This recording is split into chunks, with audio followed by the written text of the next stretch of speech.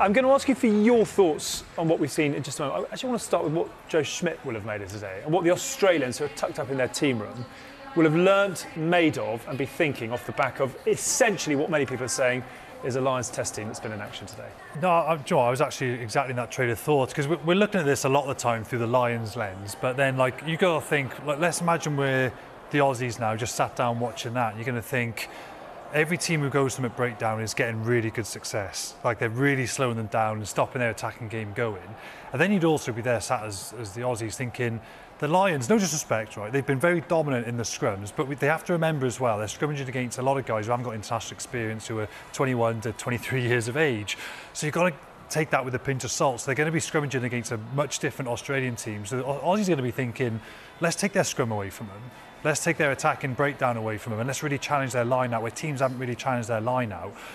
They're going to be headaches that the Lions, two of those, are going to be headaches the Lions haven't experienced yet. So if you're Australia, you're thinking, yeah, we can really disrupt this sort of game plan and continuity the Lions want to get into by breakdown scrum and line out competition, just stop them getting any sort of start and momentum into the game. So, I mean, there's still lots to work on. Interesting what Gibson Park said there, obviously a lot of travel time and not much training time.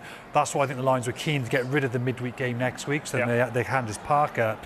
The test series have a 6-day preparation phase, and hopefully things will probably feel a lot more fluid, but they haven't probably had that luxury right now. 10 days to go. You have done many of these, many times over. If you were sitting in that coaching box now, and there are a lot of coaches in there, would you have a slightly nagging feeling about where you were sitting at this point in time? Would you be very clear on what needs to get done, or would you be confident you can get it done? Where would the overall view be of the squad your team are trying to put together?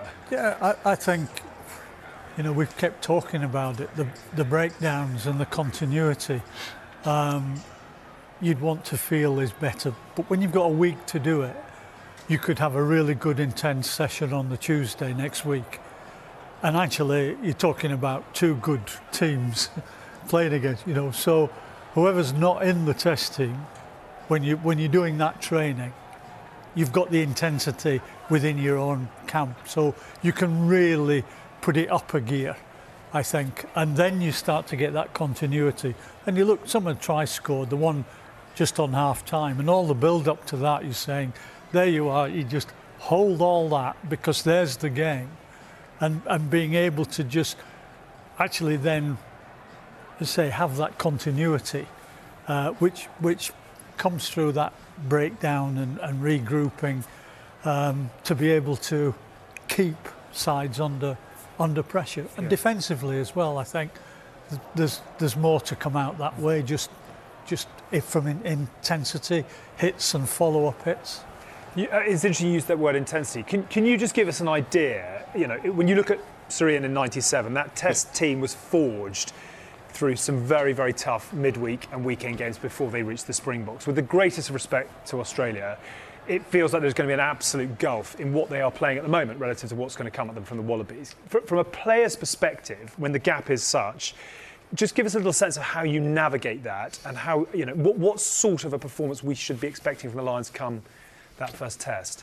I would say it's a tricky one. In 2017, we had the pleasure of those midweek games were literally test matches, because all of those All Black players were released for their clubs. But does that make it easier as a player to get ready for what's to come? Or does it take it out of you? No, 100%. At the time, it is tough because you are playing Saturday, Wednesday. But then when you go into the test matches for that week, you're not undercooked. And I think from a player's perspective, that's the last thing you want to do, is going into that first test and you're just a little bit undercooked, you're just a little bit cold. So this week, like Geach said in training, is going to be a huge emphasis, especially that Tuesday training session, because that Tuesday training session is probably going to be their best game they've had on the two international packs going up against each other in training, and I think that will set them in good stead for the game on the weekend. It was interesting, you picked up on it actually. Jamison Gibson Park saying we're spending a lot of time in the classroom rather than on the pitch, and that's probably because of all the travel that goes on. But if you were captain of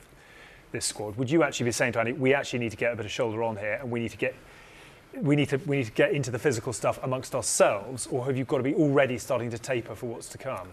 No, there's a time in a week. So say next week. I think that's why it's great they've dropped that midweek game, because otherwise you're messing around with travel again. You're giving that test team for the Saturday more opportunity to prepare, which Lions haven't had on previous tours. So I think it's a good change they've made, and I think it'll have a big difference on the performance. You can probably only hit maybe for 10 minutes on a Tuesday, 15 minutes, and maybe like a 5-minute blast on a Thursday, where you spike that intensity from a contact perspective. You can't do too much. You've got to remember it's the end of the season for these players, played a lot of games, but they probably want to get that spike in intensity at some point next week.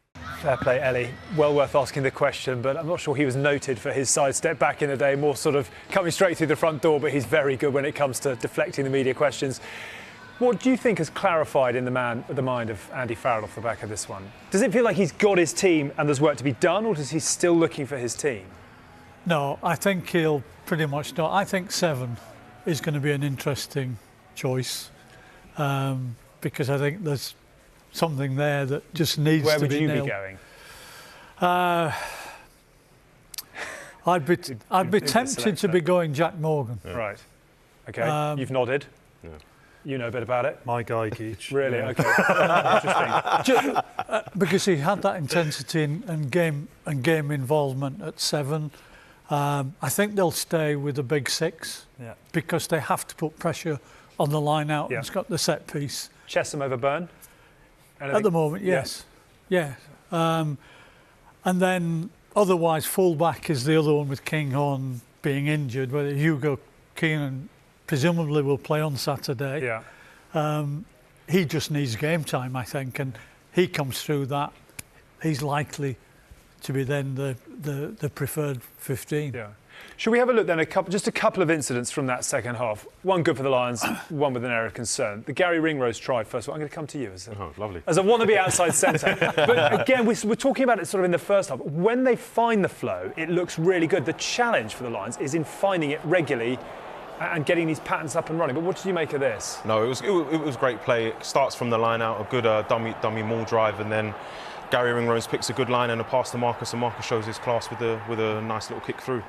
Yeah, I think it was nice. I think Marcus Smith here, we kind of all just looked at the Ringrose break, but that's a lovely kick at full tilt from Marcus Smith as well. So I think people often look at what some players might struggle with, maybe some high ball stuff at 15, but his attacking prowess can't be sniffed at as well. I think that was excellent for Marcus. You love the communication between Gary Ringrose and Jamison Gibbs-Apart in wwho was going to score the try as well. Yeah, which showed an awareness. Yeah. And we've talked about both players and why they would be. With Jamison Park, we were talking about, his vision and scanning, and the fact that Gary Ringrose, where they were doing that, shows when they are in those positions, then they can actually make a big difference to the way the game goes. And it's you back to what we want to be talking about is a team performance, not individuals. Yeah.